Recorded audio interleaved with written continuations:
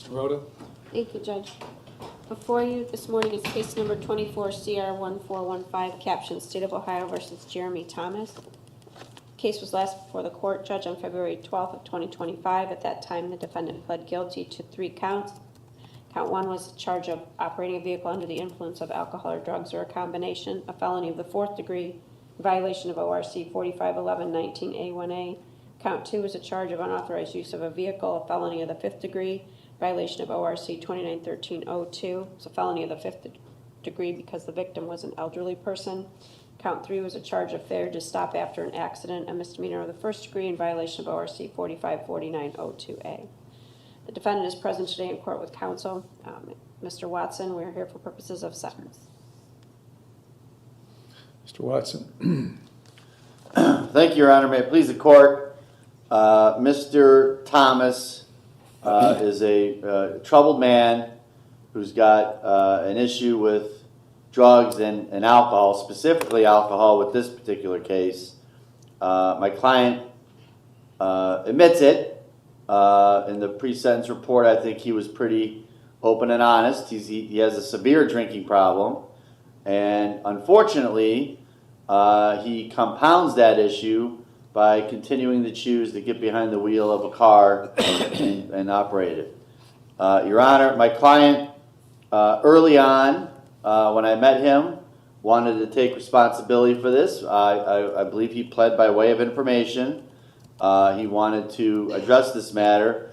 The issue, the reason that this took as long as it did from the plea to today for sentencing is my client this entire time just felt that it wasn't even worth jumping through any more hoops, that because of his record, it was just automatic prison for him.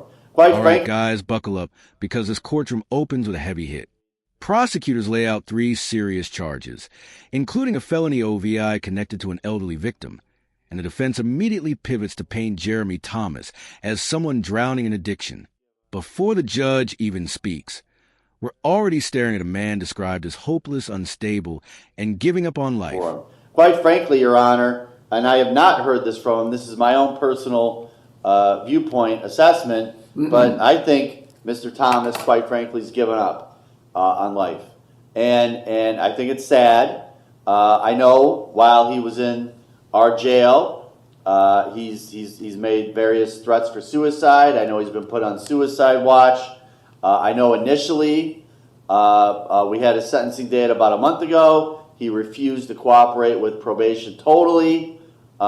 He did reverse course on that, and at the very least cooperated with the probation department and Lake Geauga with their drug and alcohol assessment. Granted, yesterday NeoCap tried to interview him. He did refuse that.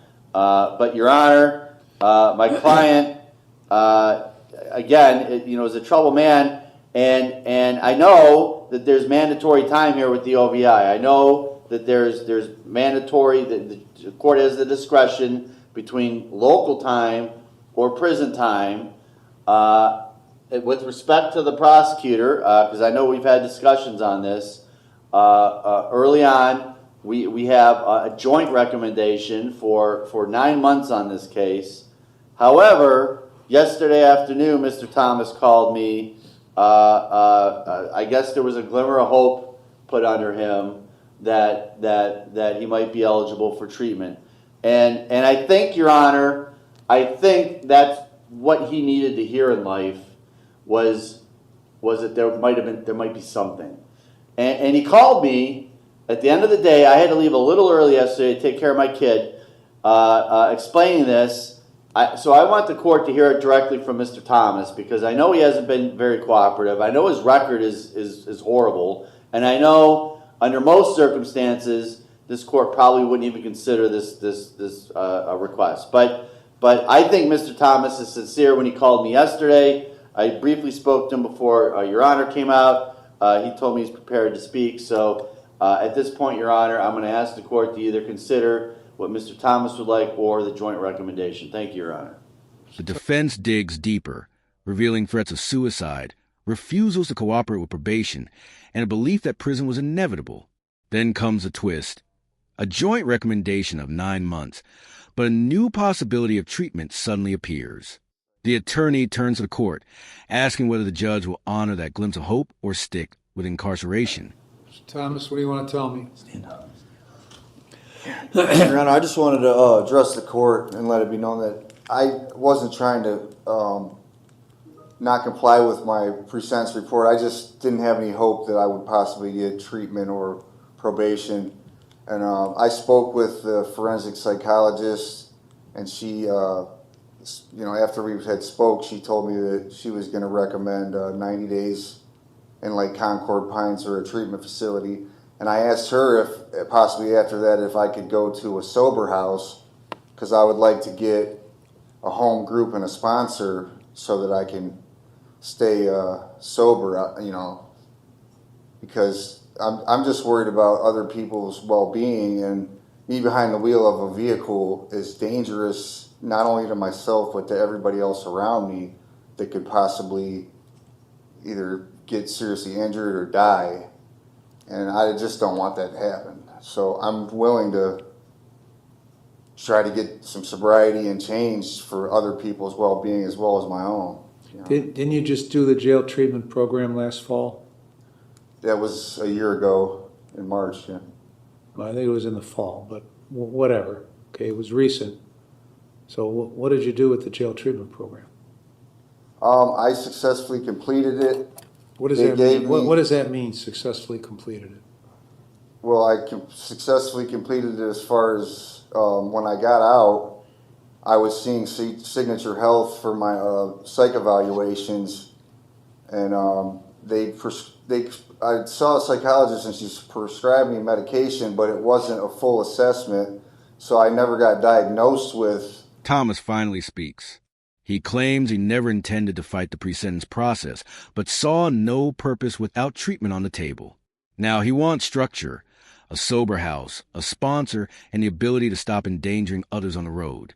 He insists he is trying to change, and that alcohol behind the wheel could destroy more lives than his own. With anything for the Abilify that they gave me, but they also gave me a booze bar for anxiety, which I do have social anxiety, and I think that's one of the reasons that I drink, is because it makes it easier for me to communicate with people. And it keeps landing you. I assume all these theft convictions over the years, the drugs and alcohol are tied in, right? Yes, sir. Okay. And the So- disorderly conducts, Right. it's all alcohol. Yeah. Okay, so why would this stop now, as opposed to the last 25 years?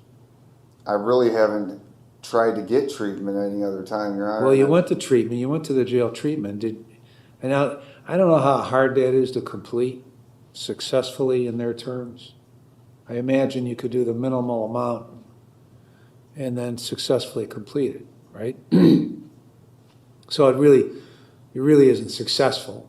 Okay? No. It checks a box for statistics for them, is all it does. Yeah, it's only a 30-day program. It's not really helpful. Why did you refuse to see NeoCap yesterday? I don't believe they ever came to see me, because they did. They tried to see you and you refused to see them. I don't remember.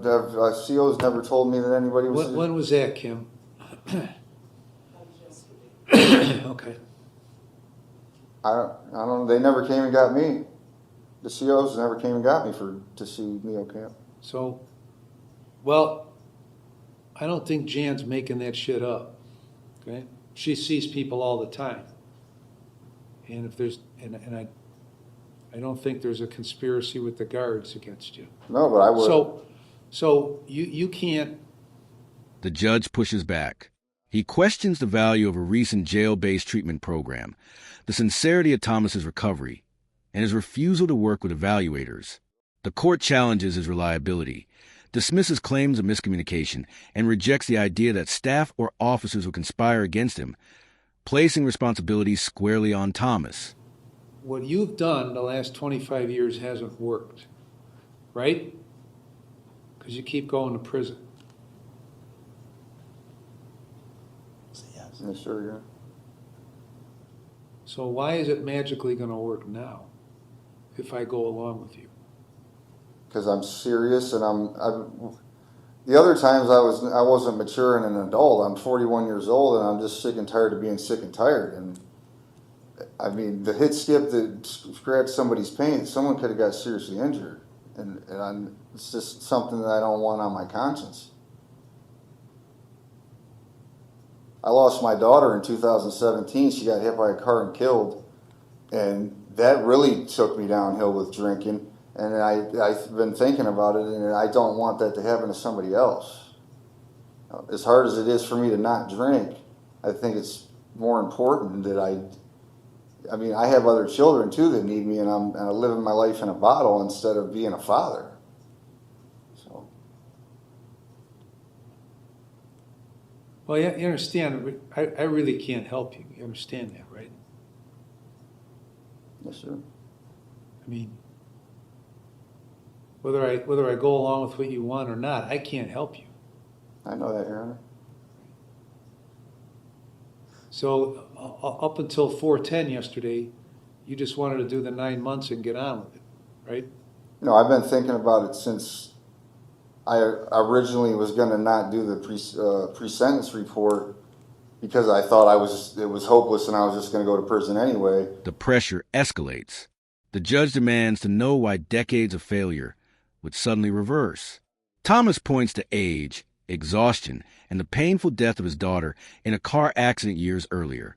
He presents grief as the fuel behind his drinking and argues he wants to be present for the children he still is instead of hiding in alcohol. And anyway, I've been thinking about it since then. I left a message while my attorney was on vacation for a week for him to come and see me, and I guess he was been too busy to be able to do that, or I would have discussed it with him way before now. I finally got through to him on the phone yesterday, and I seriously did not have anybody come to see me from Neocamp. There's another Jeremy Thomas in the jail, and I don't know if they went and got the wrong Jeremy Thomas to go see them, because they came and got me to see an attorney that wasn't mine, and it was for the other Jeremy Thomas. So I'm being honest with you when I say no one came and got me to see Neocamp, or I would have went and at least seen them. If I may, Your Honor, there is actually 2 Jeremy Thomases currently incarcerated, and there has been a mix-up when I've tried to meet with my client here.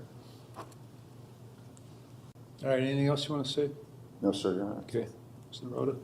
We would just need to adopt the recommendation, Judge, of 9 months in prison. Okay. All right, I've reviewed the pre-sentence report and the drug and alcohol evaluation and the victim impact statement. I've listened to Mr. Thomas, Mr. Watson, Ms. Naroda. Considered all the factors in 29, 29, 11, 12, and 13. So like I said, Mr. Thomas, there's nothing I can do that's going to help you. Nothing I can do. I mean, you've been around the block many times. We're in the jail treatment program and successfully completed that, whatever that means. The judge delivers a harsh truth. None of this courtroom process can rescue him. He notes Thomas's history of cycling through programs without implementing the lessons. The discussion stalls on medication lapses, missed appointments, and the attorney's confirmation that confusion between inmates might explain missed interviews, but not the pattern of neglect. But you didn't implement whatever it is you may or may not have learned while you were there. When did you have your mental health evaluation? I met with a psychologist that prescribed me medication, and they were scheduling a full assessment, but that I never got a chance to go to. When were you evaluated? How long ago was that? While you were in jail this time right now?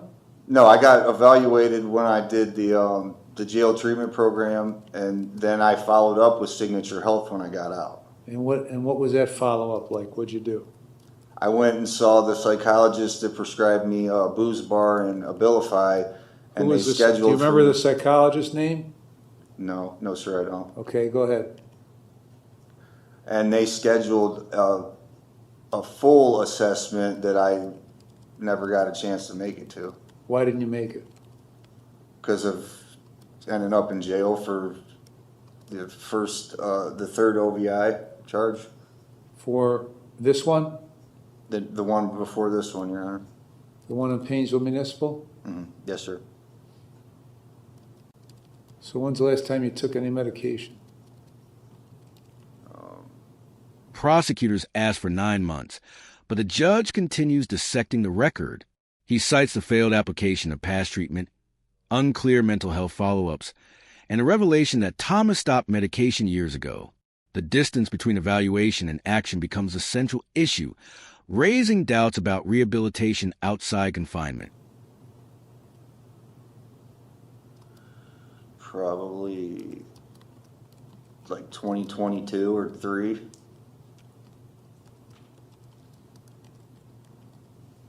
So what exactly, you can't stop drinking. What other problems do you have besides that? Cocaine, that's not really a drug that I abuse a lot. That's when I drink, sometimes I use it. What about the mental health? How long have you had problems with that? The anxiety I've had pretty much my whole life. But since I've turned 40, I hear voices, and that's why they gave me the Abilify, but they never diagnosed anything, and that's what the full assessment was supposed to do, is they were going to diagnose what exactly was causing it. Where do you live? With my mother and my stepfather here in Painesville. All right, I'm going to place you on community control for 5 years. Mental health issues come forward in detail. Thomas admits to cocaine use when drinking, lifelong anxiety, and hearing voices since around age 40. He reports living with family and lacking a firm diagnosis because the full assessment never happened. The judge listens, probing whether these patterns reinforce instability rather than justify leniency. You're going to serve 90 days in jail with credit for 17. The last 30 days, you're going to be in the jail treatment program, complete it and follow the recommendations. And I guess completing it's the easy part. Paying attention and getting something out of it's the hard part. You figure out how you want to play it. Then you're going to go to NeoCap, you're going to get into that program, complete that program, and follow those recommendations. After that, you're going to go to either Concord Pines or Lake House, complete that program and follow recommendations. After you complete that, you're going to reside in a sober living facility for a minimum of 6 months. No drugs or alcohol with screens. You get a mental health evaluation and follow those recommendations, which means following up as they recommend. You're going to go to at least 4 AA meetings a week and obtain a sponsor. You see only 1 doctor and 1 dentist and 1 pharmacist for medication.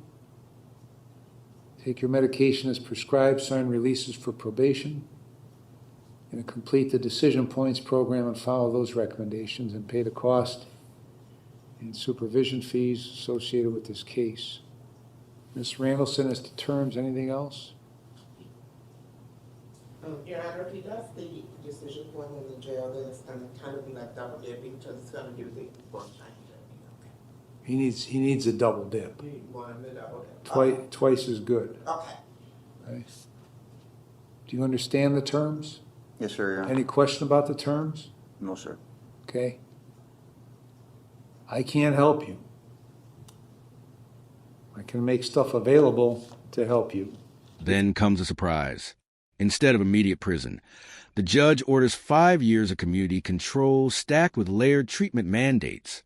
Jail time, a treatment program, neo-AP participation, residential care, sober living, meetings, medication compliance, and monitoring form a long chain. The message is clear. Progress will require obedience, not declarations. If you want to be helped. If you violate, then state will file a motion to terminate your community control, and if I find you violated, you face 30 months in prison. You understand that? I'm sure, Your Honor. And then if that happens when you get out, you might be on post-release control for up to 2 years under the parole authority with conditions. If you violate their conditions, they could send you back to prison for up to 9 months for each violation, up to 1/2 of my sentence. If that violation is a new felony, you could get an additional consecutive prison sentence for the violation, the maximum of which is the greater of 12 months of the time left under post-release control. There's a mandatory fine in the amount of $1,350. And I'm going to suspend your driver's license for a period of 4 years. And one further term that I neglected, additional term, is that at the appropriate time, you're going to get a valid driver's license. The tone shifts into warning. The judge outlines the consequences of noncompliance: a possible 30 months in prison, additional post-release penalties, substantial fines, and a 4-year license suspension. The structure is designed to limit risk and reinforce accountability. Any deviation could trigger a return to custody. Anything else, Ms. Naroda? Can I say something, Your Honor? Yep. When I spoke with the probation department, I specified that not going to neo camp to them, and I don't know if they didn't mention that or not, or. No, they mentioned it. They mentioned it. You know why you don't think you need that?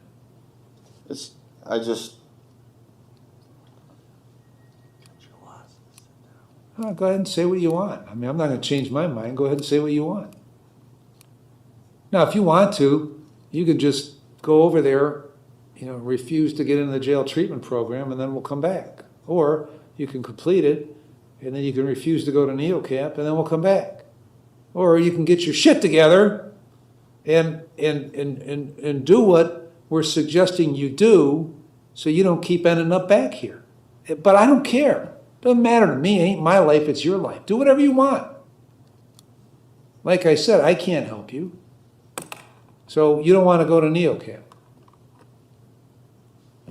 Then if you don't want to go to NeoCap, then when you're done over there, just refuse to go to NeoCap, and we'll meet again. Or maybe you can try something different that will result in a different course for the next 25 years. But that's completely up to you. Ms. Naroda? Was there a restitution, Mr. Hitchens? Oh, yeah, $6,819.58. Tension spikes when Thomas questions assignment to Neo AP. The judge immediately shuts him down, telling him the plan is not negotiable. He emphasizes that none of this is personal, and none of it is about comfort. If Thomas refuses programs, violations, and prison will follow. Responsibility is placed entirely on the defendant's choices.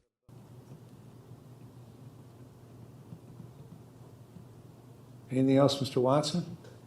Nothing further, Your Honor. All right, we're adjourned.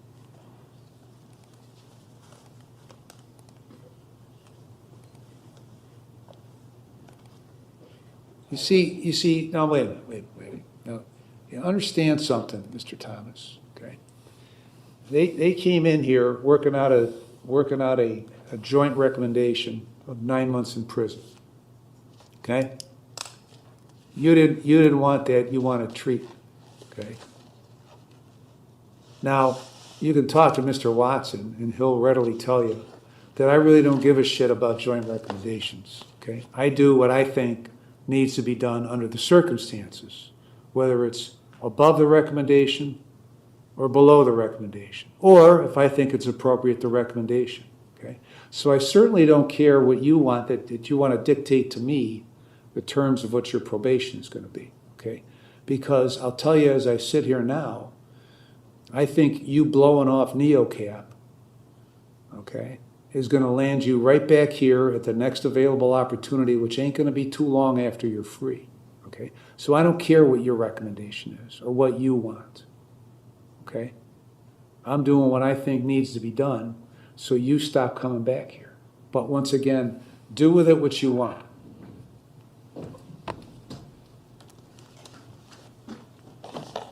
As proceedings close, the judge clarifies that joint recommendations mean nothing to him, and that Thomas does not control the terms. He warns that avoiding treatment will bring him back to a cell and potentially erase this opportunity. The judgment stands, and the burden now rests on Thomas to break his own pattern